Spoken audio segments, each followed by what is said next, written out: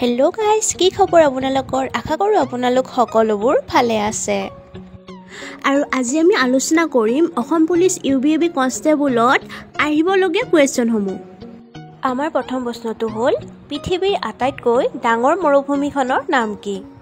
আৰু ইয়াৰ উত্তৰ হৈছে ছাহাৰা মৰুভূমি। কুৱেশ্যন নম্বৰ 2 হ'ল, অসমত কেইখন ৰাষ্ট্ৰীয় উদ্যান আছে?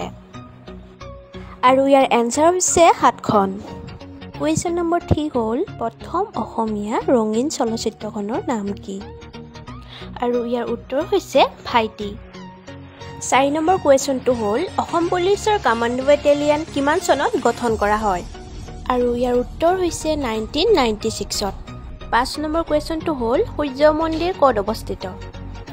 আৰু ইয়াৰ উত্তৰ হৈছে উৰিষ্যা। কুৱেশ্যন নম্বৰ 6 হ'ল, মানে প্ৰথমবাৰ অসম আক্ৰমণ কৰোঁতে অসমৰ ৰজা কোন আছিল? আৰু ইয়াৰ উত্তৰ হৈছে চন্দ্ৰকান্ত সিংহ।